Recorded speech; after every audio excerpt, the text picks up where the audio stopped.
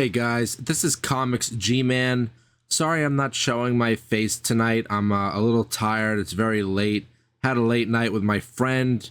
We watched Lanterns episode 2, and I just want to tell you what I thought about Lanterns episode 2, and stay tuned because my reaction might be what you don't expect from me. Yeah. Okay, guys, so on to the show. Sorry if I sound a little off tonight, but like I said, it's now 3:55, but I really wanted to make sure that I told you guys my opinion on the latest Lanterns episode before before Nerdrotic and Az and everybody says their opinion, because I want you guys to realize that I'm not reacting to these shows and just listening to Nerdrotic and the other channels. I want you guys to know that these are my unique opinions about these shows, and sure, I might watch Nerdrotic and Az, but it's always after the fact of something, and I make sure that I watch whatever the subject is before I watch them, so I know for a fact that it's my opinion. So here's where I'm going to surprise you guys. Lanterns episode 2 was actually good. I actually liked it. And to be honest with you, my friend was half and half on it, but even he agreed with me that this episode was definitely an improvement over episode 1. But I thought it was really good, and I'll tell you why I thought it was really good.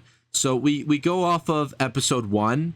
Now, what made this episode really good is that it doesn't do any of that crap with 2016, 1996, 2016. This episode is just based on the 2016 timeline.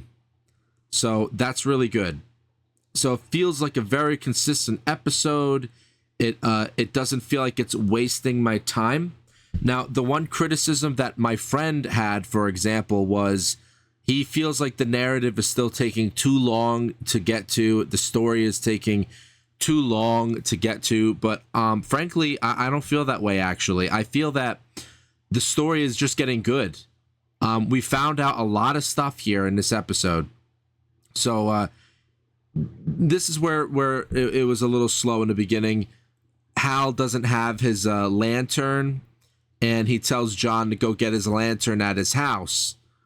So he sends him like an errand boy to go do that. Now, while John goes to find Hal's lantern, Hal is like doing some weird shit with his investigation of the town. He goes in the town hall. The whole town is empty. The town hall is having a meeting. Here's the shot right here. You know, and he makes it very awkward for them. Everybody wants Hal out of the town. He leaves, so he realizes while everybody's in here, the town is very empty.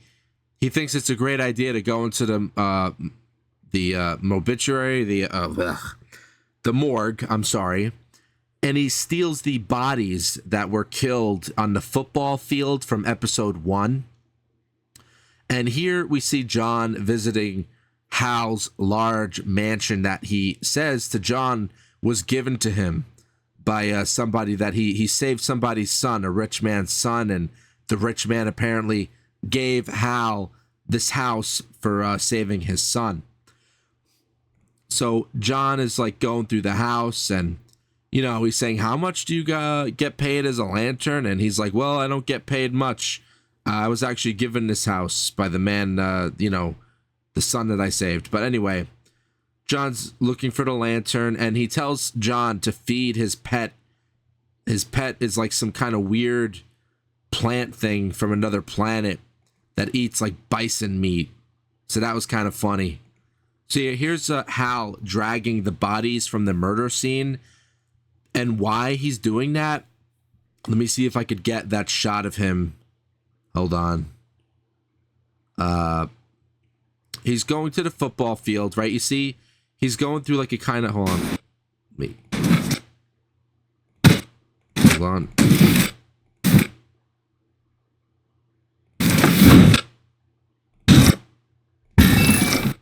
Okay, so when he passes that screening thing that almost looks like something for, it's a metal detector for guns. It's not. It turns out it's a machine to detect if you're an alien or not.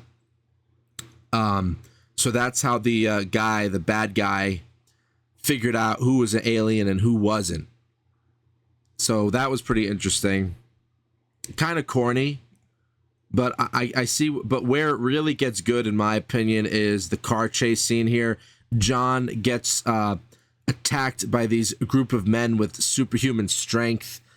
It turns out that they're the aliens that are also part of that town. They're the same aliens that, like the guy from episode 1 who blew himself up and Hal stopped him from blowing up the town. These are the same aliens that also threatened to blow up the town. Now we find out who they are, where they're from. They're aliens that had their entire home planet destroyed and genocided by a manhunter, a single manhunter. Now, this manhunter, from what they tell us, is he's hiding inside of the town, and we don't know who he is exactly. And one weakness this manhunter has is the fact that he's able to be a human means that he has the weaknesses of a human while he's in that form. So he's harder to kill when he's in the manhunter form. But we don't know who it is yet. Now, I don't think it's the cowboy guy, the villain guy that they're telling us to hate. But yeah, and the sheriff lady, she's kind of softening up as a character. I kind of thought she showed a bit more of her humanity in this episode. I'm kind of liking her character now, actually. And I am enjoying Kyle Chandler. I think he's kind of fun. Now, I don't think he's an ideal Hal, this version. The way he looked in the 1996 form, when he was Hal in 1996, I actually thought he was fine. But he's kind of messed up here. And the way they write him and the way he operates doesn't feel like Hal still. But in this show, specifically speaking, Kyle Chandler, I thought, really shined in this episode. Here, he goes back to the guy's ranch, the villain, the guy who keeps saying that he doesn't want to be colonized, whatever. The villain, he ends up shooting Hal for trespassing his property. And this is where John was captured by the aliens. And the aliens, that scene where he's getting injected in the head. Let me see if I can get that shot. This scene where they're injecting something in John's head. Somehow they don't really explain how it works, but they're injecting their collective memory of what the manhunter did to their species. So inside of John's head, he's witnessing the total genocide of a species. Now, I thought the big mistake here was, if this was Zack Snyder, for example, say what you want about Zack Snyder, he would show you the apocalyptic visions that they're trying to show John. But instead, what the show does here is it just lets you use your imagination.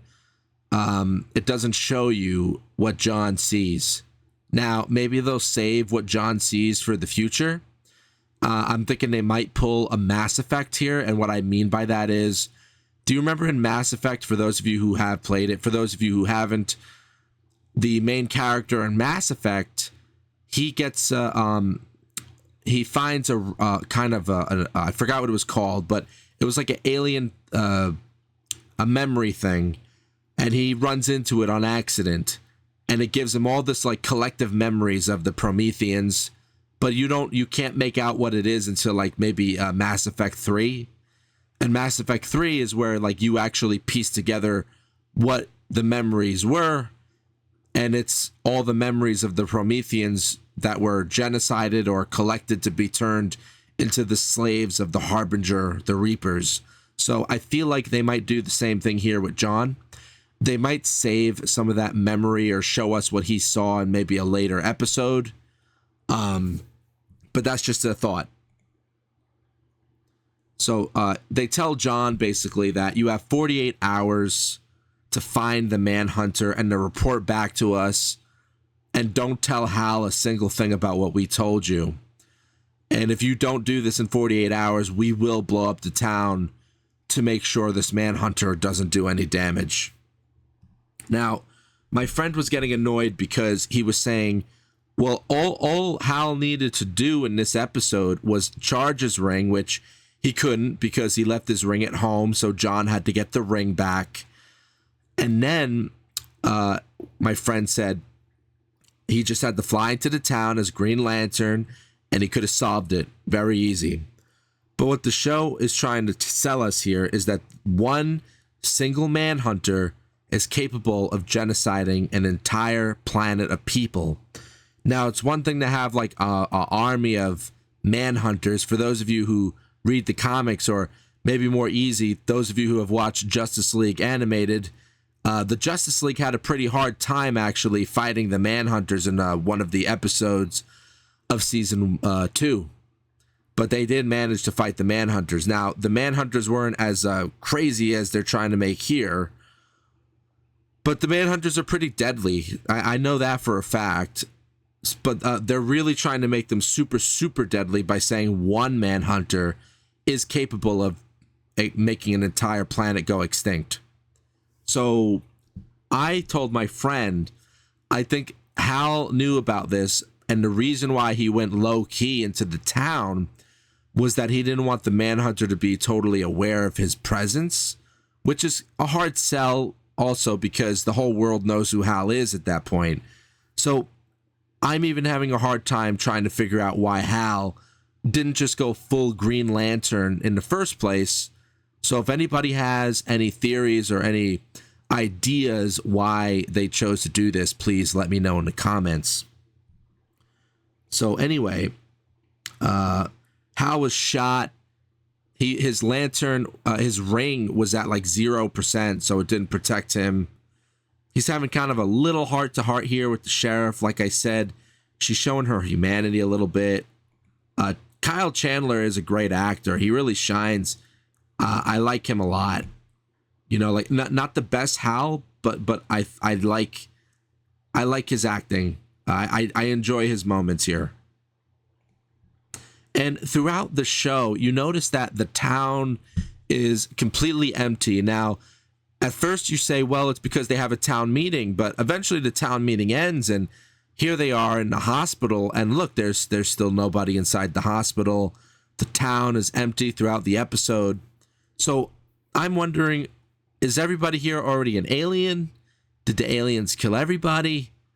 What's going on here? Why is the town empty? And even Hal says this at one point. He says this after I said it.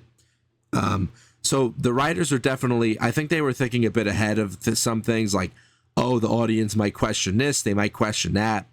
And they question it along with you, which I kind of enjoyed. Like, I actually liked that I was like saying one thing to my friend, and then like 2 or 3 minutes later, Hal would question the same thing to the sheriff. He'd be like, why is the hospital empty? Why is this, why is this that? It almost felt, if it was kind of cool, actually. All right, so we go back to a scene here. John comes back to the town. He happens to run into the old lady that he had sex with. And this was a bad part because my friend didn't like this. I didn't like this either. The only meta thing is this is going on during 2016. But they have this very strange conversation about white men, how she says her husband that she's married to, the bad guy, she's like, well, white men with a lot of money have the privilege that they could do whatever they want, and they could do all these crazy things, but I still love my husband. And then she says to John, how about your eccentric white man? Now, my biggest criticism about this scene is, one, it's hypocritical, because I'd like to see you try to have two white characters who are supposed to be the protagonists talk about black people like that and see how that goes. It won't go very far. But for some reason, it's okay for people of color to talk about white people like they're just objects or something. I think it's racist and hypocritical, because if you tried to talk like that about like black people or whatever, you'd be called racist. But when they do it, oh, it's totally fine. But this is a very small scene, and it didn't ruin the entire episode, actually. And I think Aaron Pierre's John is starting to show.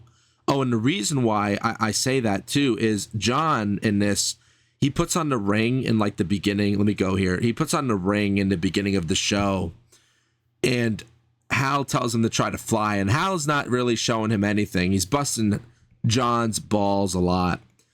John has the ring on, and he takes the ring off at some point. But before he takes the ring off, he makes a bird, a green constructed bird. Let me see if I can find an image of it. It's kind of hard to get the image of it. Where are you? Should be around here somewhere. Yeah, look, they're looking at... All right, so John creates a construct. He creates a living bird almost. And when Hal tells him, okay, I need you to take off your ring now, give it to me, the bird is still flying around. And John is not... See, look, the bird is on John's shoulder. Now, I know Az and Nerdrotic are probably going to have a hell of a time with this, because even my friend was like, and even I was like, well, he took the ring off, so the construct should end. But it still went on. Now, people are going to say that goes against the comics, but, you know, I think they're just trying something a little different. I actually liked the concept of the bird lasting even when he took the ring off, because it's showing you that he has a willpower that goes beyond having a ring. And that's going to play into a few other things that I thought about of this show and made me like it even more, actually, believe it or not. Now, before I go into where I think that's going to play into, another cool thing they did here with John and Hal, let me see if I can find it. So Hal tells him, I need you to keep that bird alive until we see each other again.